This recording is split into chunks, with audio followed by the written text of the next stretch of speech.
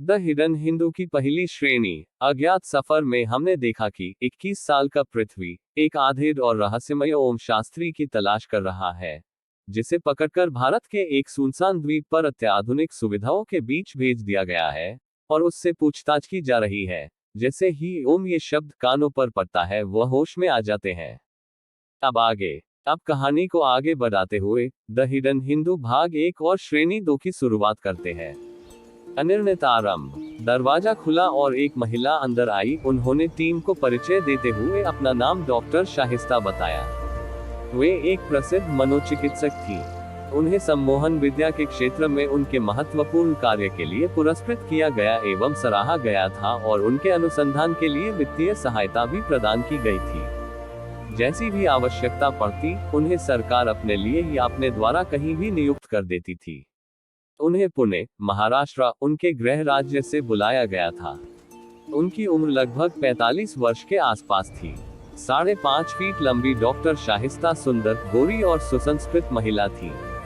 उनके व्यक्तित्व से आदर एवं गर्व की झलक दिखाई पड़ती थी, और वे एक आशावादी आभा अपने चारों ओर बनाए रखती थी। गहरे भूरे रंग के बाल उनकी पीठ तक लहराते थे। वे एक सौम्य मुस्कान अपने चेहरे पर हमेशा रखती थी।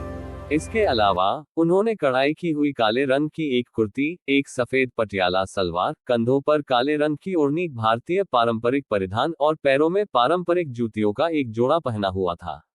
भगवान को एक साथ सौंदर्य और बुद्धि बांटने के लिए नहीं जाना जाता, लेकिन डॉक्टर शाहिस्ता के पास ये दोनों थे। सिर से लेकर पांव तक उन्होंने सभी प्रकार की आत्मिक शांति और सफलता के लिए पहने जाने वाले रत्नों को पहना हुआ था। उनकी बाईं भुजा पर एक ताबीज बंधा हुआ था, दाएं हाथ में सोने की 2 चूड़ियां, गले में एक पतली सोने की चेन और उंगलियों में रत्नों से जड़ित कुछ अंगूठियां थीं। वह आदमी अभी भी कुर्सी से बंधा हुआ था, और उसके चारों ओर जो चेहरे थे, वे उसने कभी नहीं देखे थे। अपने सामने छाए गहरे कोहरे के अलावा वह केवल मेजों के चारों ओर बैठे प्रत्येक व्यक्ति की हल्की परछाई ही देख पा रहा था। वह अवचेतन रूप से जगा हुआ था। उसका अर्धचेतन अवस्था में होना उसे जबरदस्ती दिए गए नशीले द्रव्यों का प्रभाव था।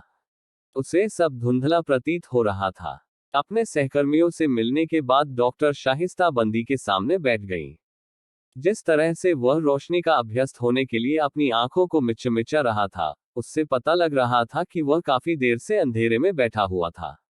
डॉक्टर शाहिस्ता की आंखें समुद्र के नीले रंग जैसी तीव्र और गहरी थीं। उनकी आंखों में सम्मोहन की शक्ति थी। आदमी को देखकर उन्हें ऐसा लग रहा था कि वह भी कोई रहस्य अपने में छुपाए बैठा है।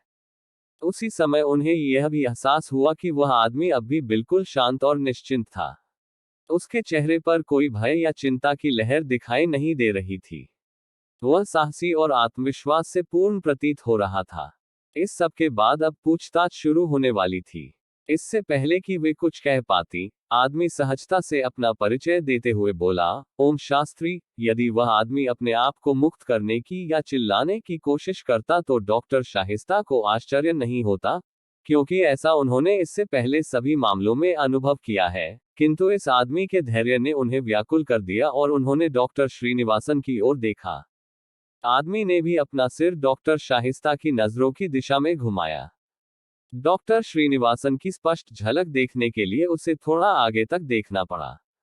जैसे ही उसने ऐसा किया, उसकी आंखें बड़ी हो गईं और वह एकाएक चिल्लाया, चिन्ना।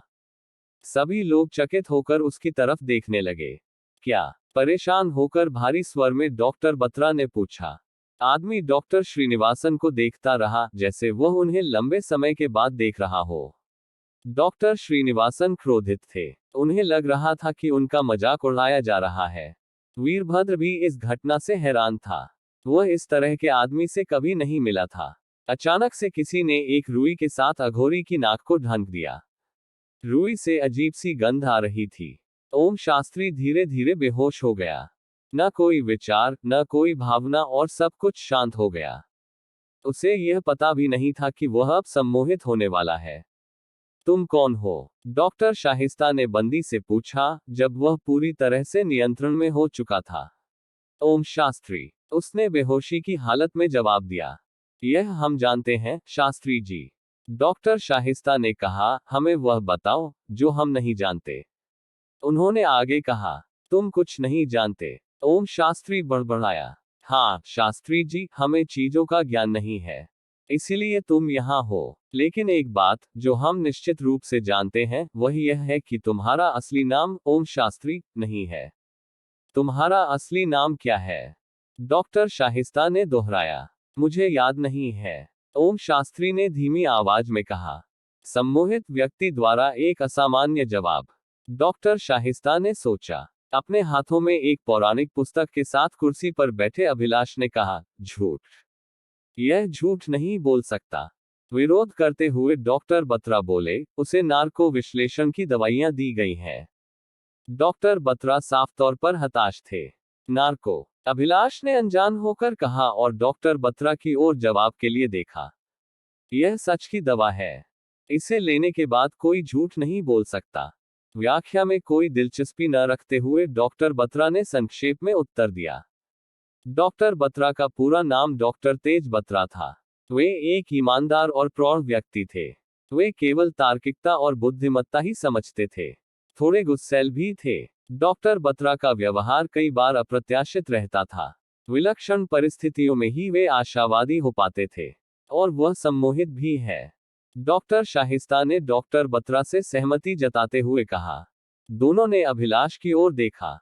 अभिलाष अपने कंधे झटकते और फुसफुसाते हुए बोला, कुछ चीजें चिकित्सा विज्ञान से परे हैं। और अपनी पुस्तक पढ़ने लगा। अभिलाष ने अपने जीवन के 30 साल हिंदू पौराणिक ग्रंथों को पढ़ने में गुजार दिए थे और इसलिए उसे इस क्षेत्र में अपार ज्ञान था। अंबिकापुर नामक एक छोटे से शहर में राजपुरोहितों के एक ब्राह्मण परिवार का वंशज होने के कारण उसे अंधविश्वासी लोगों द्वारा देवताओं की तरह पूजा जाता था। सम्मान और प्रतिष्ठा के उच्चतम रूपों के साथ संपन्न वह अपने दृष्टिकोण में गर्व से संरक्षित था। अपनी गलतियों के लिए दूसरों की आलोचना करना उसके स्वभाव में था। वह 5 फीट 8 इंच लंबा, थुलथुले शरीर के साथ काले रंग का व्यक्ति था। उसने एक तंग सफेद कुर्ता और नीली डेनिम जीन्स पहनी हुई थी, जिसमें से निकलती हुई अपनी तोंद से वह अनजान था। वह पौराणिक कथाओं एवं अंधविश्वास का कट्टर अनुयायी था और यह उसके पहनावे से साफ दिखाई दे रहा था। उसने विभिन्न प्रयोजनों के लिए अनेक रत्नों से जड़ी कई अंगूठियां पहनी हुई थी। बिना पूछे वह कभी भी किसी भी समस्या में अपनी अंगूठियों या ग्रहों के बारे में टिप्पणी देने से नहीं चूकता था। उसके बाएं हाथ की कलाई पर एक रक्षा सूत्र बंधा था और गले में रुद्राक्ष की माला थी। उसके माथे पर यू आकार के चंदन का तिलक लगा हुआ था और पैरों में कोल्हापुरी चप्पलें थी। उसके कंधे पर जूट से बना एक थैला टंगा था, जिसमें हिंदू मंत्रों पर आधारित कुछ पुस्तकें थीं। जो कुछ भी याद है, हमें बताओ, शास्त्री जी। मुद्दे पर वापस आते हुए डॉक्टर शाहिस्ता बोली। ओम शास्त्री के चेहरे पर अनेक भाव, जैसे जैसे वह बोलता गया, बदलते गए। मुस्कान, शांति, चिंता और डर। मुझे बंदा बहादुर याद है। ओम शास्त्री आंखें बंद किए ही बड़बड़ाया। डॉक्टर बत्रा उस नाम को सुनकर आश्चर्यचकित रह गए, मानो वह भी बंदा बहादुर को जानते हो। वह कौन है? अभिलाष ने पूछा। मेरे जनरल, शास्त्री ने कहा। क्या वह भी तुम्हारी टीम का हिस्सा है? हाँ। वह अब कहाँ है? वह मर चुके हैं। वह कैसे मरा? उनकी हत्या की गई थी। उसे किसने मारा? फर्रुखसियर ने। तुम्हें और कोई याद है? संजय। कौन संजय? संजय दत्त, संजय सूरी, या संजय लीला भंसाली? अभिलाष ने व्यंग्य करते हुए पूछा। जिस लड़की ने अभिलाष से अघोरी के बारे में सवाल किया था, वह खिलखिलाकर हंस पड़ी। LSD यानी कि लीसा सैमुएल डी कोस्टा। पेशे से एक हैकर, LSD बहुत सारे ऑनलाइन जालसाजी और बैंक खातों की जब्ती में शामिल थी। 25 साल की उम्र में ही उसने भारतीय साइबर सेल का ध्यान आकर्षित कर लिया था, लेकिन वह इस बारे में बिल्कुल भी परेशान नहीं थी। बिना किसी उपाधि के ही वह निपुण थी। LSD एक सुंदर लड़की थी। शिष्टाचार में देसी एवं अपरिष्कृत थी, लेकिन अपने काम में चतुर और बुद्धिमान थी। अपने काम के अतिरिक्त वह सभी चीजों के प्रति लापरवाह थी। शायद संजय मांजरेकर, LSD ने मजाक करते हुए कहा। LSD स्वभाव से बेफिक्र थी।